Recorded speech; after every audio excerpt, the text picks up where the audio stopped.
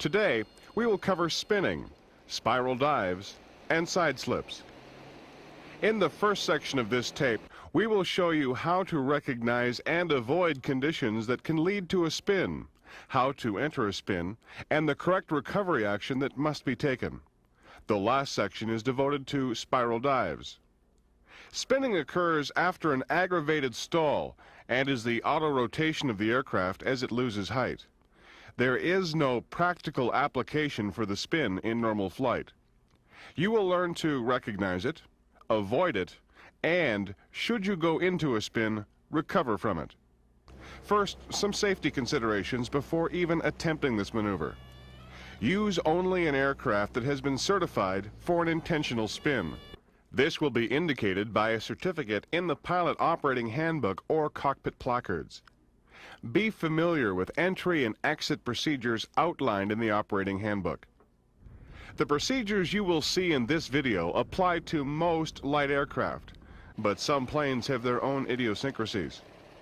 Where there are differences, follow the handbook's instructions to the letter. Now, let's look at what happens when an aircraft goes into a spin. In this situation, after the plane has stalled, a roll, yaw, side slip, or turbulence causes one wing to produce more lift than the other. The aircraft then rolls and yaws in the direction of the downgoing wing. As this happens, the wing that drops hits the relative airflow with a greater angle of attack, becoming more stalled. At the same time, the upward wing meets the relative airflow at a smaller angle of attack, giving it more lift. This increases the roll. While this is happening, the drag on the downward wing has increased, which stalls it further. At this point, the nose drops because of the loss of lift, and the aircraft goes into a spin, following a corkscrew path towards the Earth. While spinning, the aircraft is simultaneously rolling, yawing, and pitching.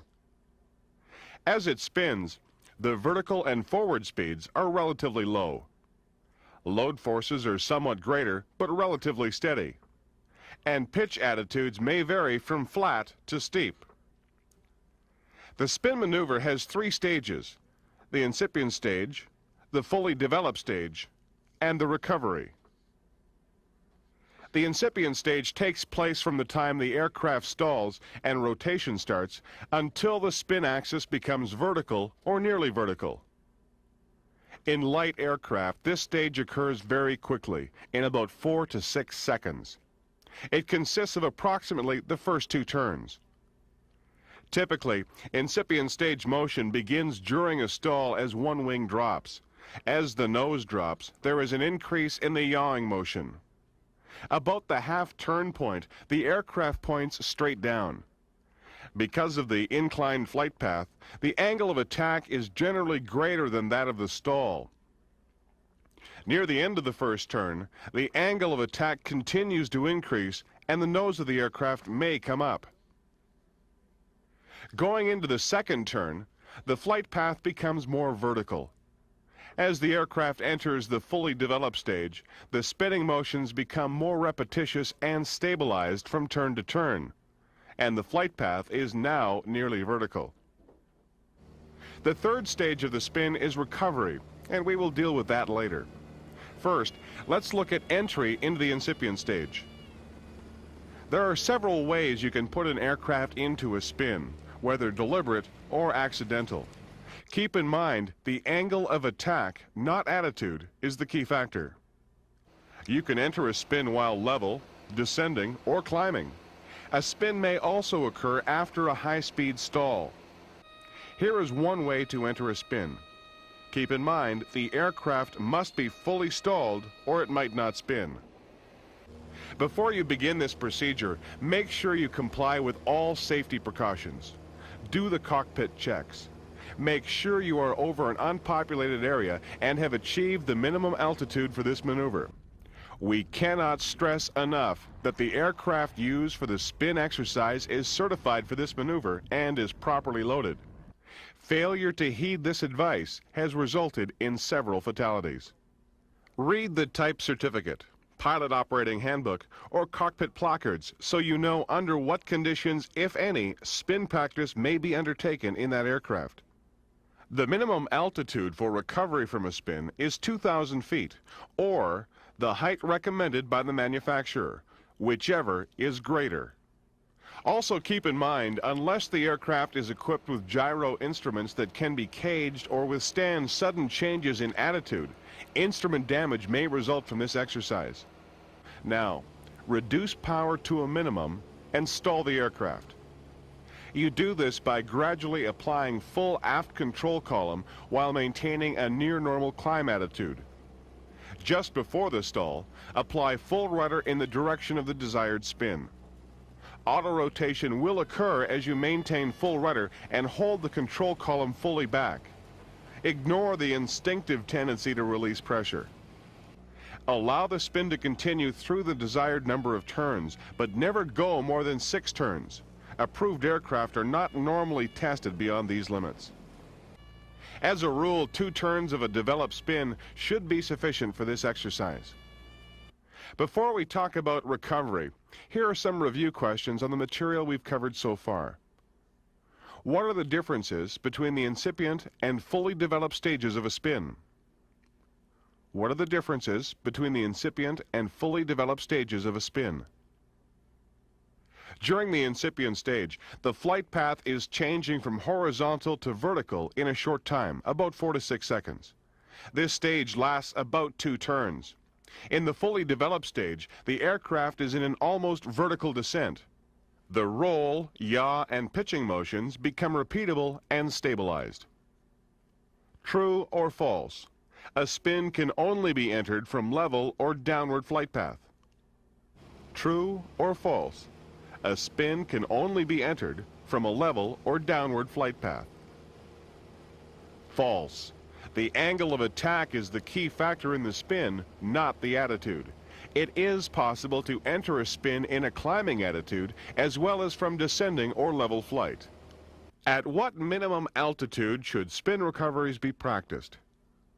At what minimum altitude should spin recoveries be practiced? Spin recovery should never be attempted lower than 2,000 feet or at the height recommended by the aircraft manufacturer, whichever is greater. When entering an intentional spin, what is the role of the rudder? When entering an intentional spin, what is the role of the rudder? The role of the rudder is to create yaw, causing one wing to stall before the other. The rudder should be fully applied in the direction of the desired spin. Full rudder should be maintained to allow auto rotation to occur. What is the maximum number of turns a spin should be allowed to progress? What is the maximum number of turns a spin should be allowed to progress? Never continue a spin beyond 6 turns, as approved aircraft are not tested beyond these limits. Now we will deal with recovery from a spin. Again, recovery techniques may vary between aircraft, so make yourself familiar with the pilot operating handbook. The procedures we will describe here are suitable for most small aircraft and may be used in the absence of manufacturer's data. They may be used to recover from either the incipient or fully developed stages. Remember, spin recovery practice should never be attempted at an altitude of less than 2,000 feet or the manufacturer's recommended height, whichever is greatest. The object of recovery from a spin is to upset the balance between the aerodynamic and inertial movements that make the spin possible. First, set the power to idle and neutralize the ailerons. Now, apply and hold full rudder in the direction opposite the rotation. As the rudder reaches full deflection, push the control column forward far enough to break the stall. You may have to have the elevators full down. Hold the flight controls in this position until the rotation stops.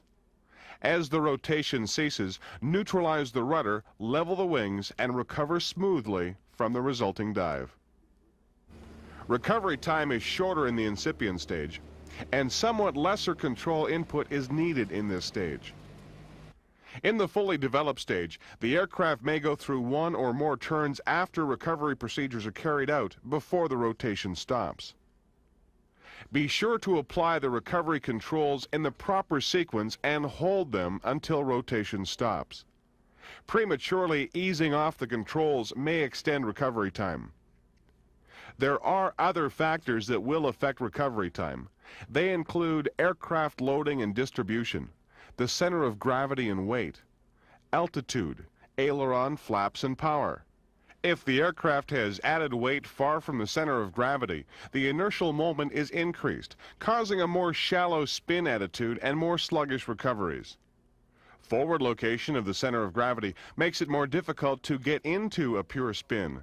This is because the elevators are less effective. The farther back the center of gravity and the more weight distributed along the fuselage, the flatter and the faster the spin will become. Weight also has an effect on spin behavior. Higher weights cause slightly longer recoveries.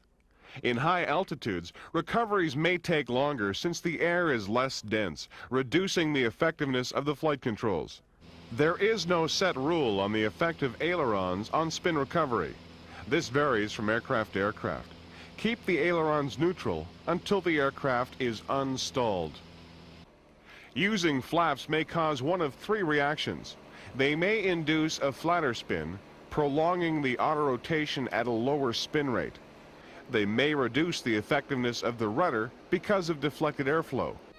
Or they may be damaged from high speed or high loading, or both, during recovery from the dive. If an aircraft enters a spin with the flaps extended, they should be retracted at the first opportunity after initial recovery action has been taken. Leaving the power on lengthens recoveries in some aircraft, as well as causing increased airspeed and height loss during recovery. There is a possibility of the aircraft entering a secondary spin. This may happen when you abruptly or prematurely pull up from the dive recovery. It also may occur if yaw is present from the inadvertent retention of anti-spin rudder. Before moving on to the next section, which deals with spiral dives, we will stop for a short review on recovery from a spin. Which way should the rudder be applied when recovering from a spin? Which way should the rudder be applied when recovering from a spin? The rudder should be fully applied in the direction opposite of the rotation of the aircraft. What might cause the aircraft to go into a secondary spin? What might cause the aircraft to go into a secondary spin? An abrupt or premature pull-up from the dive recovery may cause the aircraft to go into a secondary spin, or, if yaw is present, inadvertent retention of anti-spin rudder might put you into a secondary spin. True or false? Spin recovery is slightly shortened in higher altitudes. True or false? Spin recovery is slightly shortened in higher altitudes. False. The air is less dense at a higher altitude, giving less bite for the flight controls to oppose the spin. However, this does not suggest you should use low altitudes for spin practice. What is the effect of leaving the power on during spin recovery? What is the effect of leaving power on during spin recovery? Leaving the power on will tend to lengthen recoveries, increase airspeed, and result in more height loss during the dive recovery. The next section of this tape will teach you how to recognize the conditions that lead to a spiral dive, how to recognize a spiral dive, and the correct recovery action. A spiral dive is a steep descending turn in which the aircraft has an excessive nose-down attitude. It has three characteristics. 1. An excessive angle of bank. 2. Rapidly increasing airspeed. And 3. A rapidly increasing rate of descent. This is neither a normal nor useful maneuver and should never be practiced. It is extremely hazardous, especially at low altitudes. A high-speed stall could result if the elevator is used incorrectly to slow the rapid loss of height.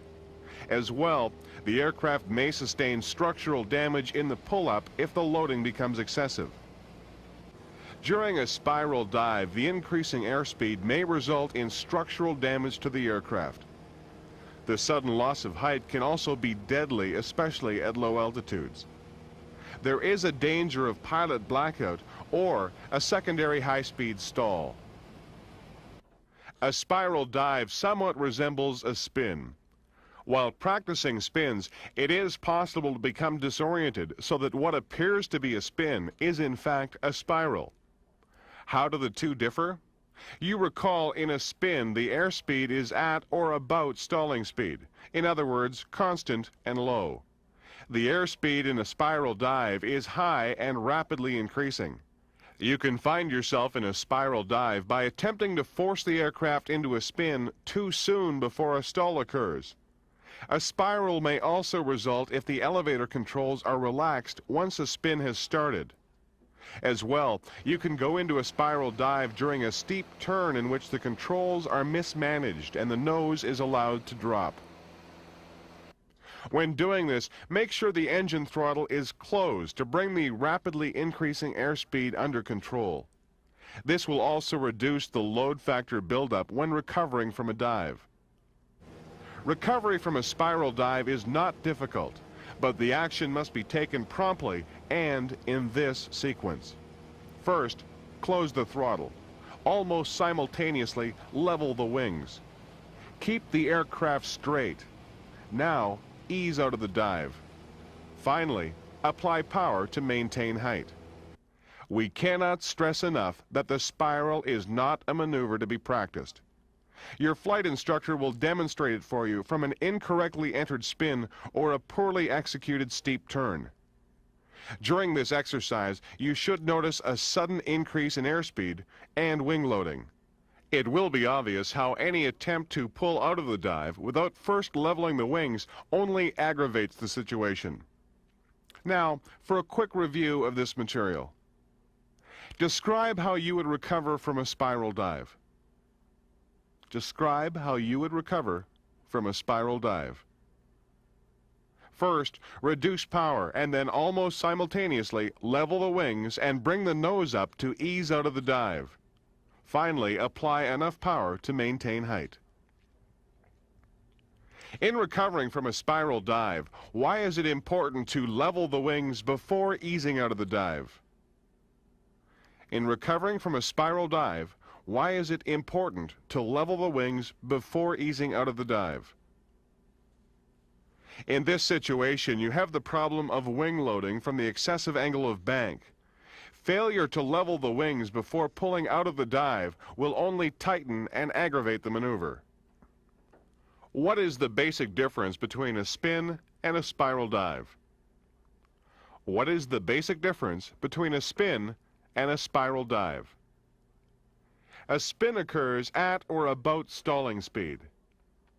In a spiral dive, the airspeed is well above stalling speed and increases rapidly. The final section of this tape will show you the entry, practical use, and recovery from a side slip.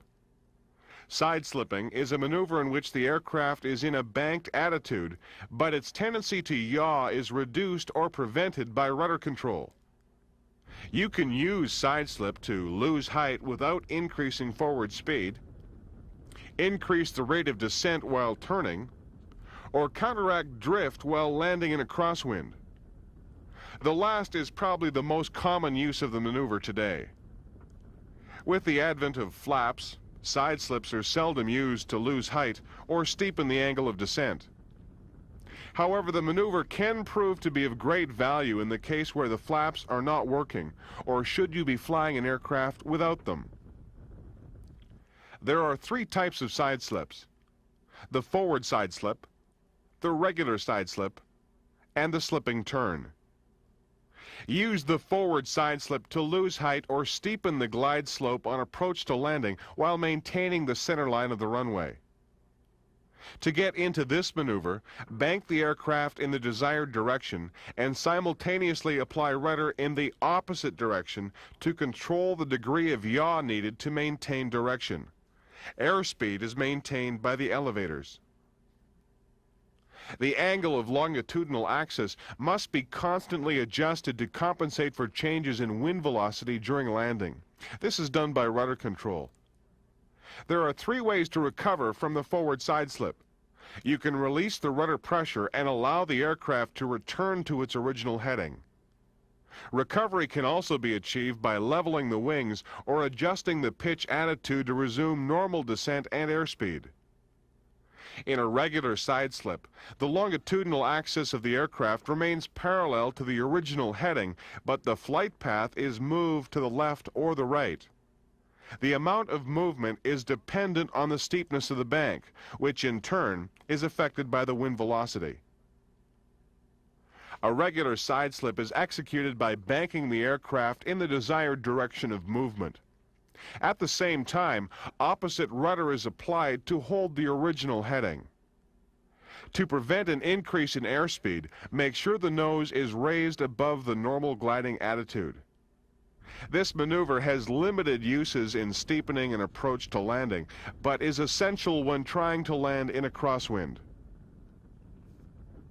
Recovery is achieved by leveling the wings while maintaining your heading. Simultaneously adjust the pitch attitude to resume the desired angle and airspeed to avoid stalling. In the slipping turn, the yaw induced by bank is only partially opposed by applying opposite rudder. It differs from the other 2 types of side slips because the aircraft changes heading while losing altitude. You would find it useful if you had to lose height during the turn onto the final approach. Before leaving this exercise, a couple of cautionary notes. If during a side slip the airspeed gets too low, the aircraft will seem like it will recover from the maneuver on its own, but it won't recover because of the reduced airflow over the flight control surfaces, especially the rudder. Should you find yourself in this position, recover from the side slip and increase the airspeed before trying it again. As well, the airspeed indicators on most aircraft are prone to error during a side slip. This is because the pitot tube and the static air vents are no longer properly aligned with the relative airflow. Because of the possibility of error, it is important you recognize a correct slipping attitude by the attitude of the aircraft and the feel of the controls. Be careful during recovery. An extreme nose-up attitude could result in a stall. One other precaution. Side slips should not be used to counter a crosswind during the climb following takeoff. Instead, make a coordinated turn into the wind to eliminate drift and maintain a straight path over the runway. Now, take time to go over these review questions on side slips. You find yourself having to land in a crosswind. What actions will you use? You find yourself having to land in a crosswind. What actions will you use? A regular side slip will counteract the drift caused by a crosswind. To execute the move, you would bank into the direction of the wind while using opposite rudder to hold your original heading. To prevent airspeed from increasing, you would raise the nose above normal gliding attitude.